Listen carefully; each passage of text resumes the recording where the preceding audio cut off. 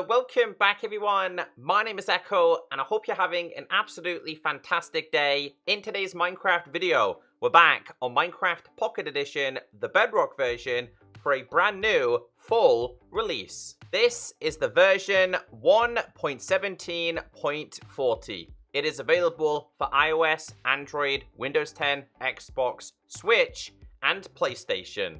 Here is the official confirmation from J Wells, Megaspud, Community Manager. Happy Tuesday! We have a new Bedrock Edition update rolling out today. It's not a beta. Check out the changelog for 1.17.40 here. If you're just here for the changelog, it is down below. I'll tell you one thing.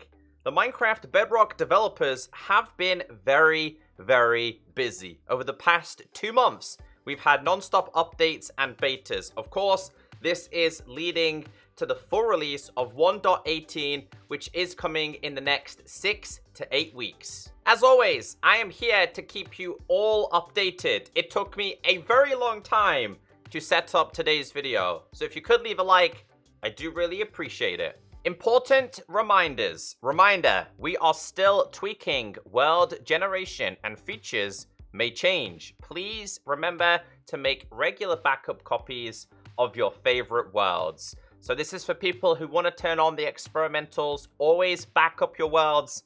Don't lose them. They then said, please keep in mind that these features are a work in progress, still in development and subject to change.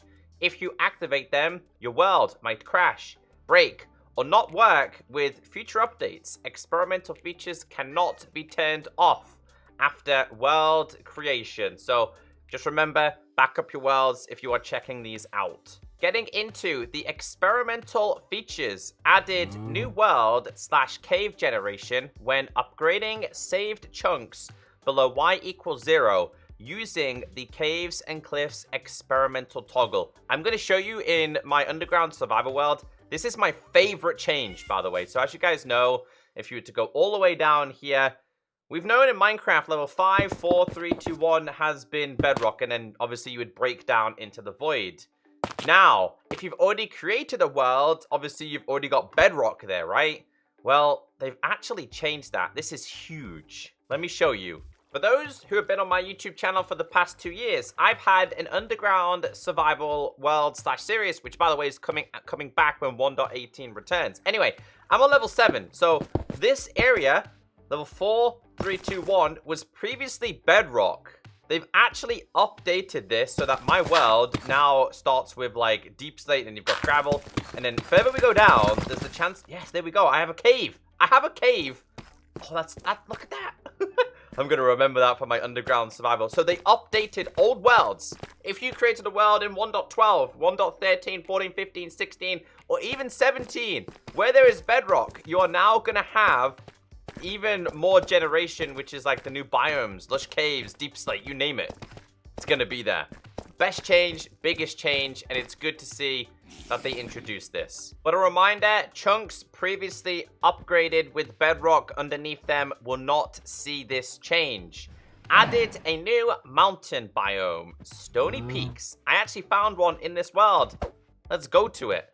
As you know, in the new update, we have these new like snowy mountains and snowy peaks and snowy capped peaks. Hey, there's a village. Well, you can even get the stone versions of these. This one's perfect.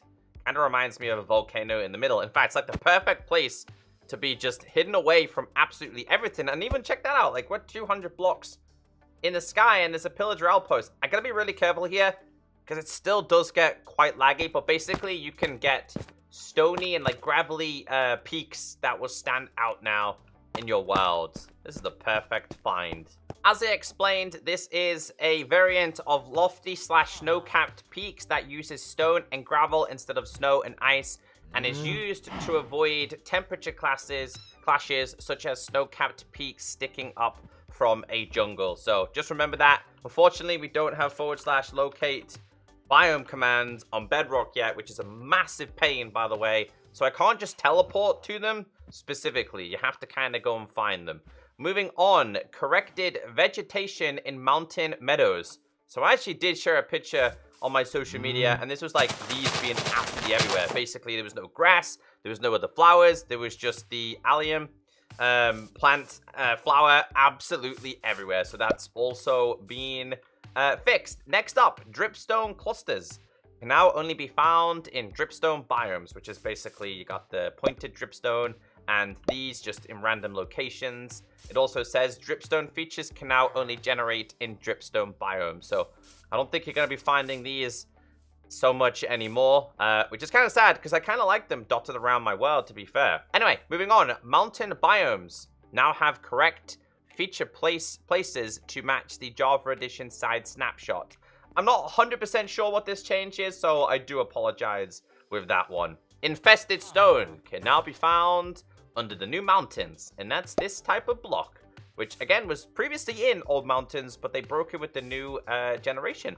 Next up, tweaked ore distribution to match the Java Edition.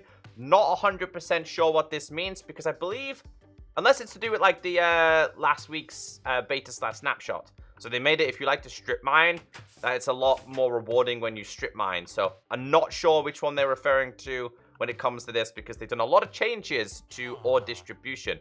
Clouds are now at Y level 192. Let's test this. /TP at P. We're going to do this, and I'm going to do 192, and then this. And, yep, as you can see, it's 192. Tweaked biome placement, river size, and terrain shapes for a better overworld experience. The river size one, they made them a lot bigger, so it's a lot better to have a boat in the next major update. To tweak mob spawning in mountain and cave biomes to match the Java Edition side snapshot, so quite a few parities this week, or in this update. Trees in swamps can now generate slightly deeper when in water. So you can actually have the tree submerged in the water. I did look for a local swamp and I couldn't find one. So again, I do apologize, but I really, really like this change. Which one is it? This one. So I'm kind of curious as to how they're going to expand on this when it comes to the wild update. Because as you know, we're getting updated swamps and things like that. Moving on, Deep Slate now generates at lower depths. Bug report. There's two of these here, so we're going to check this out. Dripstone features now generates at deep slate depths. Let me show you the bug report. It's a pretty simple one. Basically, it was just massive stone pillars. There was no sign of deep slate anywhere, and it just says deep slate isn't generating below y equals 0. It's now been fixed. The placement logic of small dripstone feature has been refactored, so frequency is similar, but exact positions will differ. Is this to do with like how it generates in your world with seeds? Again, a couple of these changes I'm a little bit unsure about, and I was actually unsure about them when I was checking them in betas as well, so I do apologize in regards to some of these today.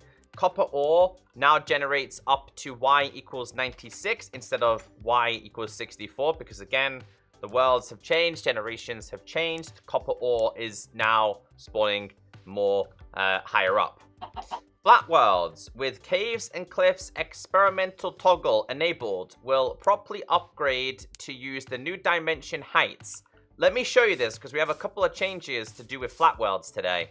So the first thing I want to mention is I have a glowstone pillar. This now goes to the new height, which is 320. It didn't previously. It was kind of broken. The next one here is upgrades older Flatworlds to the new extended heights available with the caves and cliffs experimental toggle enabled. So as you can see, we now go to 320. So people who like to build in creative already have started the creative world. You can now take your builds a lot higher. The next one is new flat worlds using the caves and cliffs experimental toggle will generate starting at y equals negative 64. So we're at 60, 61, 2, 3. We break this, we're at 64, as you guys are aware there, which is a little bit of a strange change there. Not sure why they've done that, but hey, that's what has been changed. And then I've got another one here. Maps now correctly show the colors of blocks below a Y level of 0. So I know I'm not at Y level 0 right now, but using this as an example, so basically every single one was showing as a black hole. Whether you have blocks like stone or glowstone, it would always be a black hole. now it will actually show the color. So you can see here, obviously that one's going to be black because it's going into the void. And this one is like gray because it's stone. So that is applied to regular worlds because, again, anything that on your coordinate that was below Y0 was just black regardless. The game hadn't registered that we now had a negative 64 in the game. Vines now generate in lush caves instead of generating above the surface. I'm pretty sure you all experienced this. If there was an azalea tree, you already knew there was going to be a lush cave biome around because vines were absolutely everywhere. Like, they were just sticking up out the ground. Had this bug for quite some time. That's now been fixed. Staying on the subject of vines, vines can now grow down below 0 height. Next one, villages now generate in the style of biome they are located in. Let's go to the bug report. Very simple one here. You had like plains biomes generating in sand biomes, and you can see here we have an azalea, and you can actually see all the vines. So you can see both bugs right here. So yeah, vines were scattered everywhere. Obviously a lush cave underneath there. Obviously the wrong type of village in the wrong type of biome. Getting into changes, new achievements screen are now available on Windows 10 ARM-based PCs. Fixes, everybody's favorite, performance and stability. Fixed a crash that could occur when using the character creator. Fixed a soft lock that could occur when on the Realms World slot screen and internet connection was lost. That was a mouthful to say. General fixes and changes. Fixed an issue causing marketplace downloads on Nintendo Switch to fail after entering and leaving a world. World settings are now carried over onto the realm when replacing worlds. Gameplay changes. Fixed a most unfortunate issue that caused players to be set on fire upon changing dimension if there was lava underneath the nether portal. Let's check out the bug report. It's been a bug quite some time and they've tried to fix it 3 times. I've said this before, but this one was created back in 2017 and it's gone across so many versions. So basically, people would be set on fire, going from one dimension to another, and then they try to fix it, and then they never fix it. And yeah, people have been complaining about this issue for quite some time. So it's good to see that they finally revisited this bug after a very, very long time. Improved world visibility culling from underground situations to eliminate seeing sky at the end of tunnels/stairs. I think I have a bug report for this too. Yep, I do. So look at this. You were able to see the stars. You were able to see your builds. You were able to see basically through worlds. I've experienced this. Didn't really think much of it, but apparently it was a bug and now it shouldn't happen at all. I think we also all experienced this. Players can no longer eat food at full hunger in survival. So basically you would eat your food and then it would continue to eat food and consume 2 of them. It was a bug for quite some time, but it's now been fixed. Amethyst geodes are now much less likely to generate in strongholds, and if they do, they will not destroy end portals. So here's the bug report. I had this as a problem for a very long time, in fact. So basically, it would ruin your stronghold experience. There was a speed run seed in 1.16 that was perfect. Then in 1.17, it was broken because of this. So this shouldn't happen anymore. Dungeons are no longer misplaced or missing outside of the Caves and Cliffs experimental toggle. Vanilla Parity. Players are now able to activate Elytra gliding while moving upward. Let me show you this one. This is a really, really good change, by the way. So we have my Elytra on. Let's go to / game mode S. So Java was able to activate their Elytra straight away with 1 jump. Well, it's the same for Bedrock now. So you're able to instantly activate your fly rather than having to run or jump and jump off a high platform. Really good change. Really like this. It was a parity change that a lot of people wanted to see. And yep, it's now been added to the game. Let's get into changes with mobs. Tropical fish no longer lose their color upon grabbing them with a water bucket and then releasing them again. So water bucket, tropical fish. Tropical fish, pick it up with a water bucket, right? So watch this. Place it back down. It still has the same color as it did before, so let's just wait. Let's pick them up. Let's pick them up again. Come on. Wait, it's giving me another water bucket, isn't it? Let's grab another one here. So when we pick them up and then place them back down, it doesn't change the color. It doesn't change the fish. That was a bug for a little bit of time. It now says here, bees now spawn properly in the world. And this is to do with them not spawning in selected biomes or spawning correctly. There is a long list of biomes. It's been fixed. Mobs no longer casually stroll into open flames. I found that this is still broken. So what's meant to happen is if we have a husk here, and then we put down this over here, he's meant to traverse out of it, not through it, to go and get that. So that is a little bit of a problem that they still haven't fixed that. I'm going to try something else here, though. I'm going to try and do it like this. So let's just put that there. Let's do it this way. Let's try and do it this way, right? So let's grab a flint and steel real quick. So I think it's still broken. I don't think they actually implemented this at all, to be honest with you. So we put this guy here. Put a zombie over there. Yeah, dude, it's still not been fixed. That's still broken. He's meant to follow the maze. Instead, he doesn't. Here's also a very good change. Villagers can no longer spam doors open and closed. You're no longer going to get this in your world. Man, it's been a pain for a very long time. It was so annoying. You'd have to build your farms really, really far away, but it's been fixed. Good news. Cartographers now more consistently give new maps on all platforms. So let's say they gave you a map to a mansion.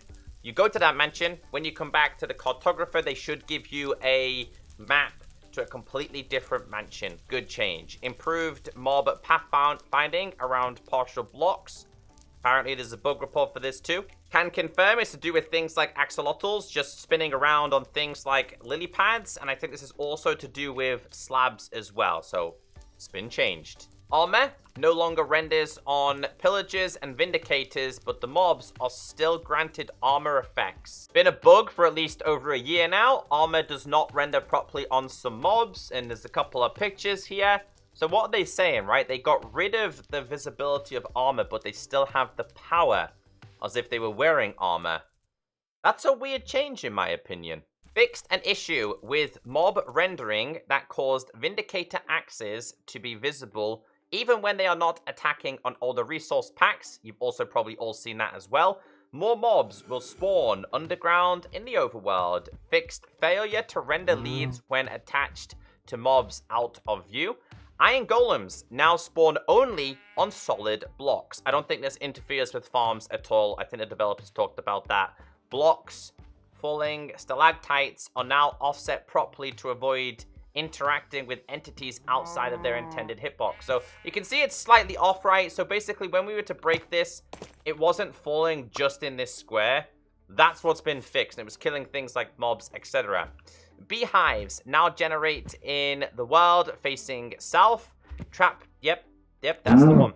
Trapdoors now rotate correctly when loaded from a structure block. Powdered snow no longer disappears when looking at it from a distance. Seagrass no longer spawns under lily pads during world generation to avoid breaking them. Holding top snow in hand while hovering over grass blocks no longer causes incorrect behavior. User interface. If anybody's still watching in today's video, please let me know in the comment section, so I'm not making this for no reason. Riding an animal now displays the correct button prompt when playing with touch controls. Using die on signs that contains formatted color text will now overwrite the formatted color text. So this is to do with already colored signs, I believe. Fixed text on signs losing their formatting when new lines or world wrapping are encountered. Formatting will now persist until the reset code or an overriding code is found. This is not retroactive, and previously created signs will not be changed. Altered the message that is displayed when players change skin in-game.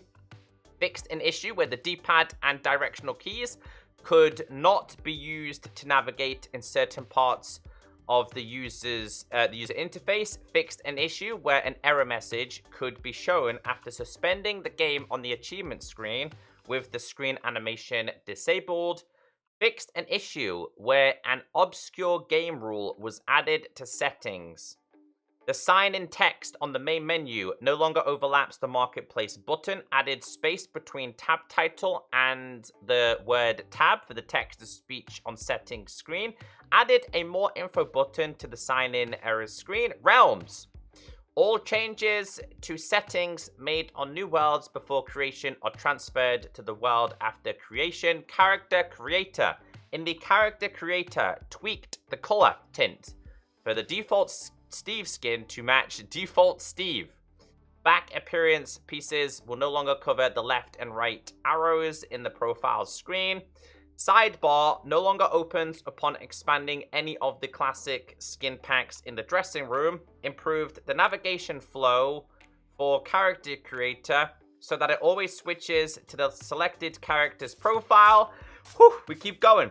Skins that are equipped from Marketplace while in game now apply to the player's character. Commands. Education edition items are no longer shown as an option when using the @e type equals. Command blocks with needs redstone and a non-zero delay in ticks will now execute only if they remain powered for the delay duration. Fixed alignment of the sidebar display from the /scoreboard command when text length changes. Fixed the ability to summon experience orbs via the summon command, and technical changes. Check them out. If you're interested in the technical side of Minecraft, they have went ahead and updated the templates for add-ons and resource packs. They've done a bunch of fixes, data-driven blocks, graphical, Molang, and even game test framework experimental changes. If you want the changelog, it's down below. Whew, I'll tell you what, that's a mouthful to say, but I am glad that I made it through today's video. If you did make it to the end of today's video, you are the real MVP. I'm Echo, and I'm here to keep you all updated, whether it's a big beta or a small update, or a big update. This week, it was a pretty big one. Have a great day, stay beautiful, and I'll see you all in the next video. Goodbye.